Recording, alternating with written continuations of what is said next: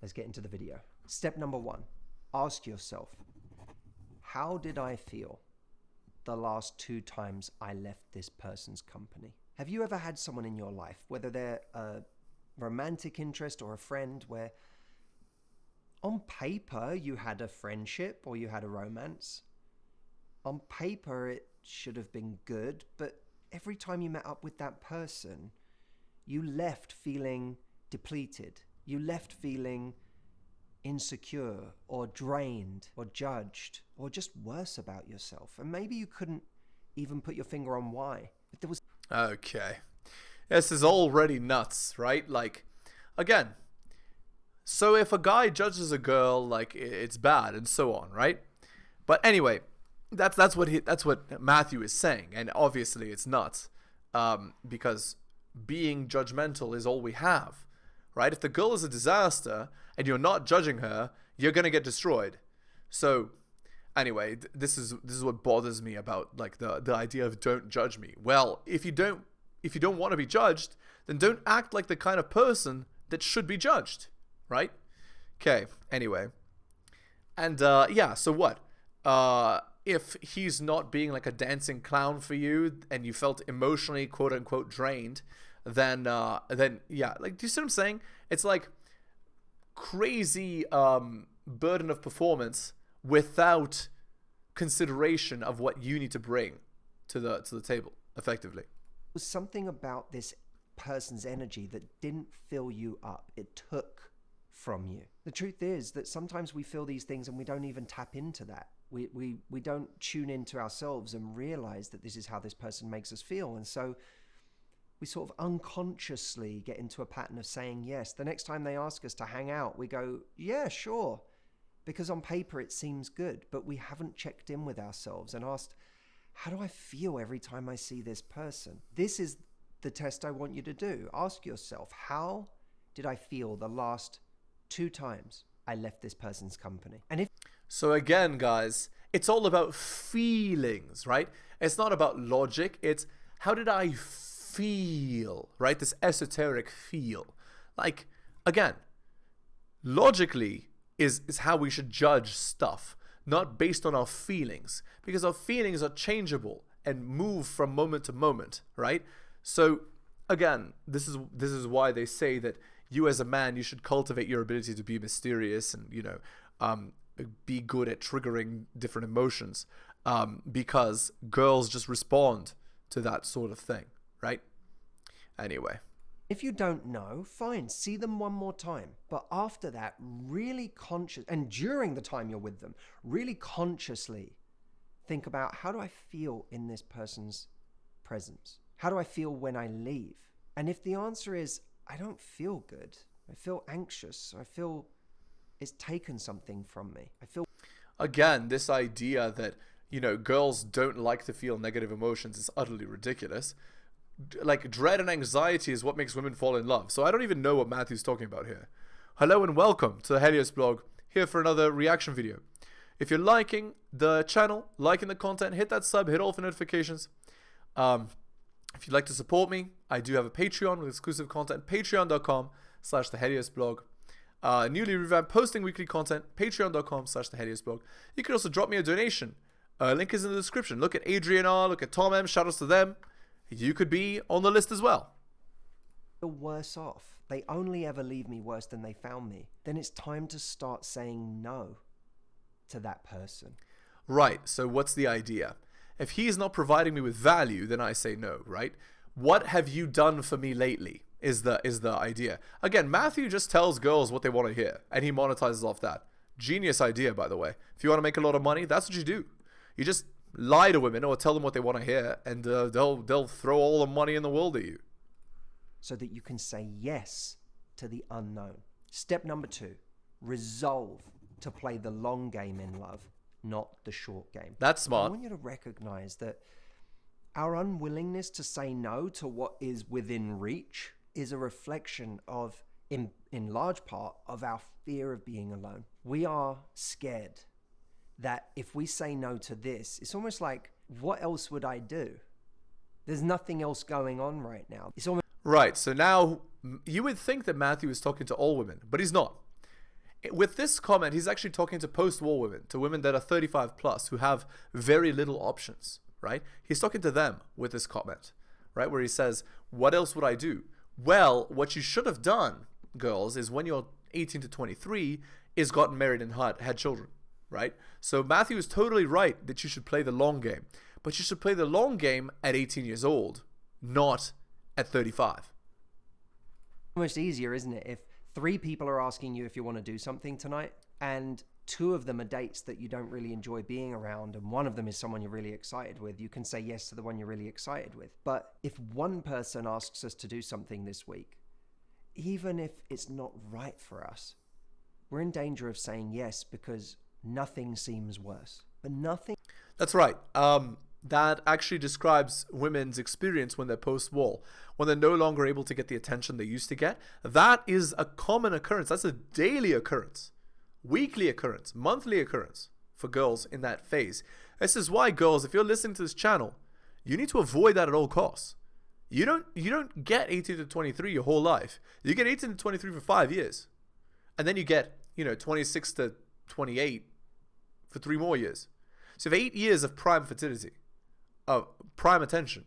After that, it's done. And it's never coming back. You waste those years, your life is literally over if you want to get a high value man. You'll never have the same opportunity again. So you got to be wise with how you invest that time. Thing isn't worse. I want you to think in your love life from now on in terms of the long game. That I am playing a long game here of finding something that is right for me, finding something truly fulfilling, building something that is stable and very good sturdy advice and can endure the test of time. This actually is very good advice, what Matthew's saying here. This is what women need to hear at the age of 14. Like, not you're strong and independent, you can do whatever you want, Cardi B garbage. Women shouldn't be hearing that. They should be hearing this advice that Matthew just gave. I am playing the long game. I want to build a relationship that lasts. I want to have children in a happy family, in a stable marriage. That's what they should be thinking. From the age of 14 years old. Not from the age of 35. That's the problem. The problem is girls at 14 are taught, oh, you have time. You can be a strong, independent career girl. You can be a boss bee. You can do whatever you want. And the guy will be waiting at the end of the rainbow. He won't. That guy at the end of the rainbow is nothing compared to the options you have at 18 to 23. So girls at 14 should be taught exactly the strategy and follow the strategy. Otherwise, they end up long-term miserable. Who cares if they have Chad for 2 weeks if they don't marry him? That's what I'm saying. And who cares if you can have Chad for 2 weeks if you could marry a lesser Chad? That's the point. Because a girl at 18 to 23, maybe she can't marry Leonardo DiCaprio, but she can marry some B-list actor. Do you see what I'm saying? But girls nowadays, they're just into biting off more than they can chew. And so they destroy themselves in the long term. That's the problem. They don't listen to advice like this. They just go and destroy themselves, and then they want they want a man to save them from the bad decisions at 35 plus. Well, too bad. Go back to your 20s where you left all the good men. Oh, wait, you can't. Saying yes to things that take up our time, our energy, our focus is delaying us being able to find that. Being single isn't the time waster. Dating the wrong people, knowing that they're the wrong people, that's the time waster. That's right. And actually, it's even worse than this. It's even worse than wasting time. Because women pair bond very strongly early on in their bedroom fun careers. The first man that a girl has bedroom fun with, she's going to intensely pair bond with the guy. This is especially true if the guy is, in her mind, superior to her, right? And so you can't waste that pair bonding potential on Chad, who's only going to stick around for 2 weeks, right? Or for a month, or for 3 months. You can't waste it on him and then expect later on to get a guy better than him. It's not going to happen. You need to understand your level and marry your level at a young age so you can have children and a stable family. That's what you need to be doing. And stay with that man. That's a short game, right? The comfort game is a short game. I'm just going to go for this person because they're there. Oh, I'm just going to say yes to them this Friday because there's no one else in my life right now. So I may as well say yes until someone else comes along. That's the short game. That's the right. short game is slow. Yeah, it's stupid. The long game is right. faster. That's right. And by the way, when we say, oh, I'm just going to do this until, even though it's not making me feel good, even though I don't really like these people that much, even though this person doesn't want the same thing as me, I'm just going to do it until someone better comes along. That is the fallacy. There is no until. There is no until. No, absolutely. Great advice. Wow, first time that Matthew has given actual good advice. First time. There is no until. You are literally destroying yourself by making that choice. Literally destroying yourself. Because you pair bond with the wrong guy, you'll never be happy for the rest of your life. You gotta be smart about these choices. Okay, here, let's do an article by Rollo Tomasi. This is The Myth of the Good Guy. For as often as I've made my best attempts to define what I believe constitutes feminine hypergamy on this blog, it seems that critics of the RP and even newer well-meaning RP advocates are beginning to think of hypergamy as some convenient trope that the Manospherians refer to when they want to explain away some annoyingly female trait. Is she shit-testing you? Must be hypergamy. Broken nail? Must be hypergamy. This is a very real want for understanding things in as simplistic a solution as possible. But feminine hypergamy isn't a dynamic that lends itself to a simple definition. One of the reasons the early proponents of PUA ran into issues with legitimizing the ideas was due to so many of their students seeking out easily digestible answers to solve their girl problems. As I laid out in Dream Girls and Children with Dynamite, these guys wanted a TLDR footnote version of what to do in order to get the silver bullet, magic formula part of the lesson to either get with their dream girl or start sleeping with hot B-words. It's exactly this mentality that's now causing such frustration in understanding hypergamy and seeing how it works, not just in individual women's personal decisions, but as a societally influencing force of the feminine imperative. Hypergamy is not a math is hard dynamic, but because it requires a comprehensive and evolving understanding, it seems like the go-to throwaway answer to women's behaviors and mental schemas to men, usually new to the RP, without the patience to really invest themselves into grasping it. I've defined hypergamy so often on this blog that if you search the term hypergamy in Google, rational male is the number 2 return below the Wikipedia definition. As I write my way through the second volume of the Rational Male book, I found that a concise understanding of feminine hypergamy is vital to grasping so much of the social and psychological dynamics that are as a result of it. Every PUA technique, every common frustration MGTOWs experience, and every gender-biased social injustice MRAs set themselves against all find their roots in feminine hypergamy, women's pluralistic bedroom fund strategy, and the social and legal manifestation employed to ensure maximum feminine social primacy in optimizing this hypergamy. And it's looks versus character. Over the course of the past 5 or so posts, the topic of discussion in the comment threads has eventually found its way back to the basics of looks versus character, or game, depending on your perspective how learning affects character. Only discussions over what constitutes alpha are men so contentious over the importance that women prioritize. I've already covered this debate and what I believe influences women's arousal priorities in Looks Count and Have a Look posts. My intent with today's post isn't to reheat these old debates, but rather to investigate a bit further into the connections between hypergamy and this arousal prioritization. First and foremost, it's important to understand that part of women's biology plays, the part that women's biology plays in influencing hypergamy, and how women's biology is more or less the point of origin for how they conduct their bedroom fund strategy. To review, I'll ask that readers refer to my post, Your Friend Menstruation, but the basis of women's bedroom fund pluralism is found in the natural attraction predisposition that women experience as a result of healthy ovulation.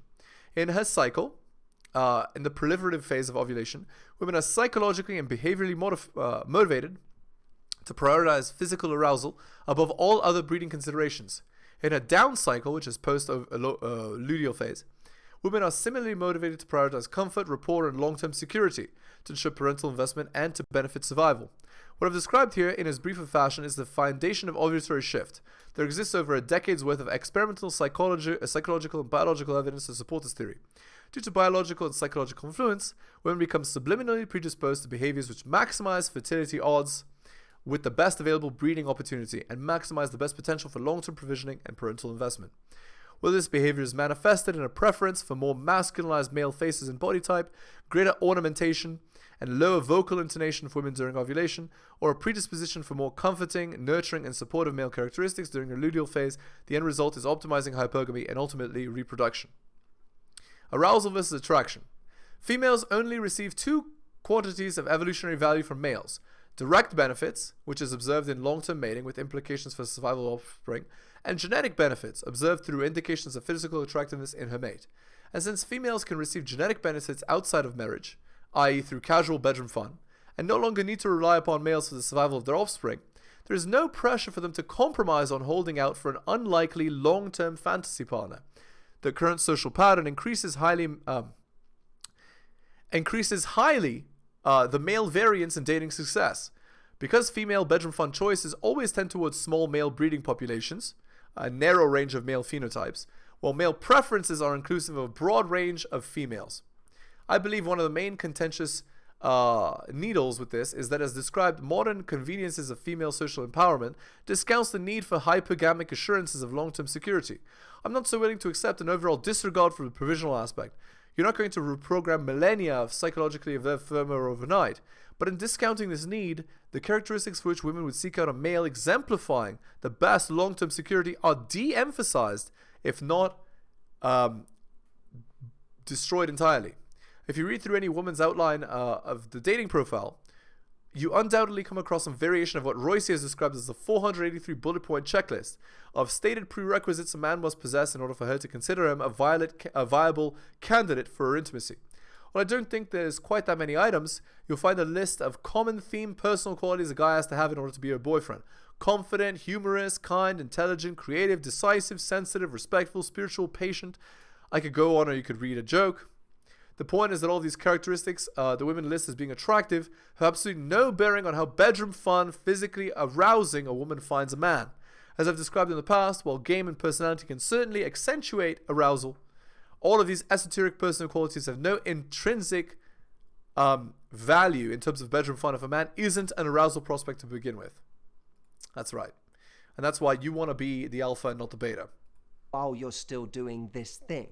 The next person can't find you when you're wrapped up in something else. And think about it for a moment. Think of it logically. That Friday night that you're going to go and see that person. If you don't go and see that person this Friday, that's a Friday that's open. Now That's right. And that's the point. If you're having a friends with benefits with Chad, you're just wasting your time and you're not going to get married, basically, is what Matthew's saying. It's either a Friday that's open for your own personal growth, which might be something you do at home. You might just do something that makes you feel good, or something that makes you feel grounded and centered and conscious of your moves in life and what you do. Or you might... These are just woo-woo garbage things that Matthew's saying. Let's continue. Might go out and meet someone else, or you might hang out with a friend and strengthen a relationship that leads you to more events and rooms and places where you could meet other people. But nothing can come from that Friday where you spend it with someone who's not right for you. Not only that, True. But by spending that Friday with that person, you've sort of satiated yourself just a little bit. You've taken that hunger away. I've now got some connection this. That's right. No, that's exactly right. Matthew is exactly right. Well, actually, it's not you're satiating it a little bit. You are full on developing the relationship, pair bonding with that man who's not even interested in you. So she's giving herself away, giving a piece of a soul to that guy, and he doesn't give a damn. To him, you're just, Wednesday girl or whatever. You got to keep that in mind. Your strategy needs to be, I need to get married and have children by 23. Not sleep around with Chad till 32 and then say, where have all the good men gone? That's 2023 dating strategy for girls, guys. Not for everyone, but you get what I'm saying. There are some smart girls out there still. This week. So I don't feel driven to go find it somewhere True. else. Instead of saying to ourselves, I'm just going to entertain this person until the right person comes along, we have to say the right person doesn't come along until I'm willing to give this up. The right person. Absolutely. And when he's saying giving it up, what he's saying is giving up sleeping with Chad. But actually, you should give that up before you even start.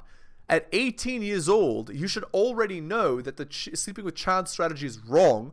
It's dumb. It leads to terrible outcomes and misery. You should look at Cardi B and Nicki Minaj and all their trash lives and Taylor Swift and see what those choices lead to. And just say no to that and be smart.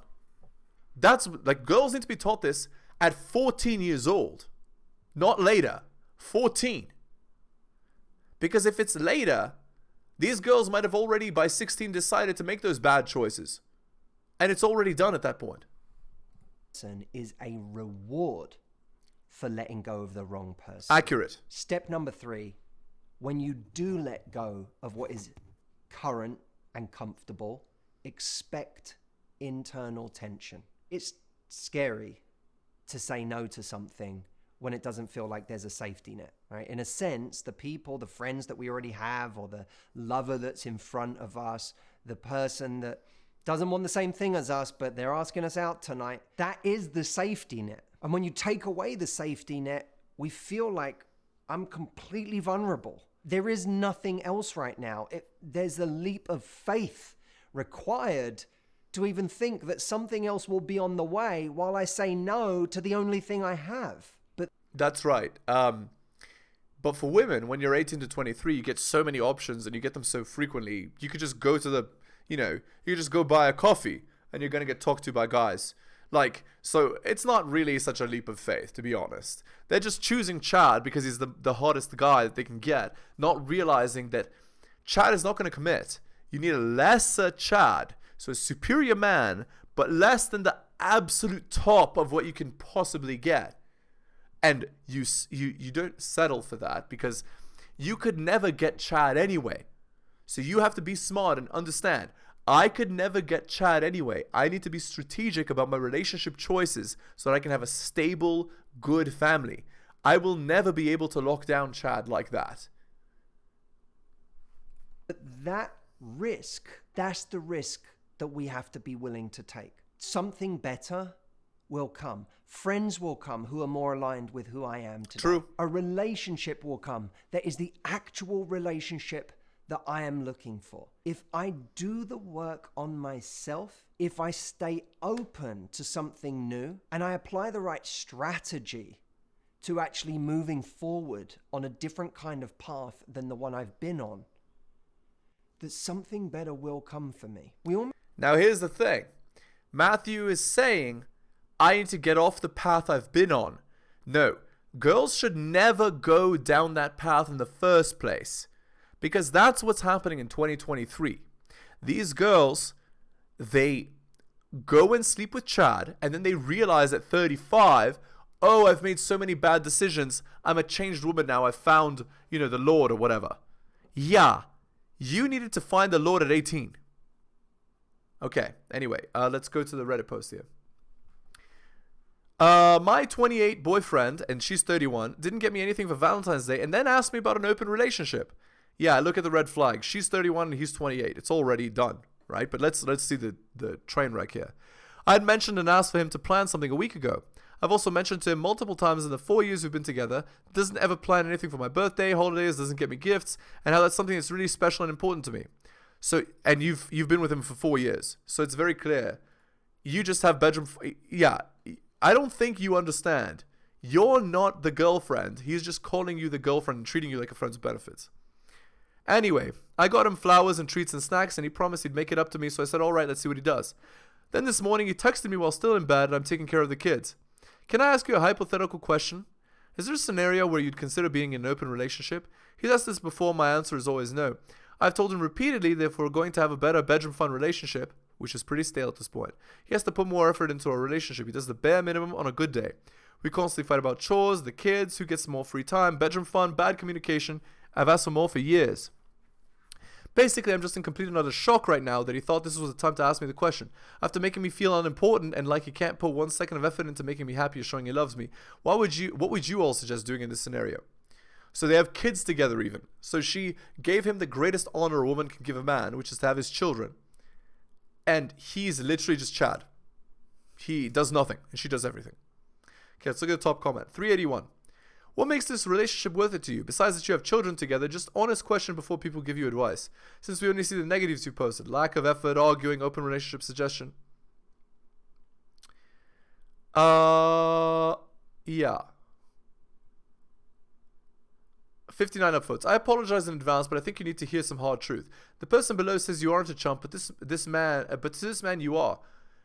You say you've asked them literally hundreds of times, have the same convos with no change. That is by definition acting like they're a chump. Stop letting this man chump you.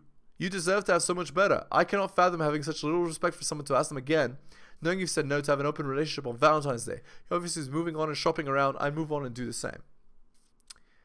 Okay, another upvote. Another comment. Things are never going to improve. If I were in your shoes, my response to his question, is there a scenario where you would consider being in an open relationship? I would have replied, hypothetically speaking, if I were in a relationship with someone who pulled their weight around the house and took care of the kids equally, someone who occasionally showed me their love by planning things or buying me gifts or holidays, someone who prioritized me and is able to communicate with me in a respectful way, basically, I don't know, maybe in that situation I might consider it, hypothetically speaking. But of course, I have no way of, real way of knowing, as that isn't the relationship I'm in. By the way, this answer here, that isn't what makes girls consider open relationships. It's only dread and superiority. Helping around the house and stuff, that's not something that women are aroused by. That's just a necessity thing. It doesn't make her more attracted to you. In fact, sometimes that sort of thing makes her less attracted to you. So, anyway, we're going to end the video there. Again, if you're new to the channel, liking the content, hit that sub, hit all for notifications.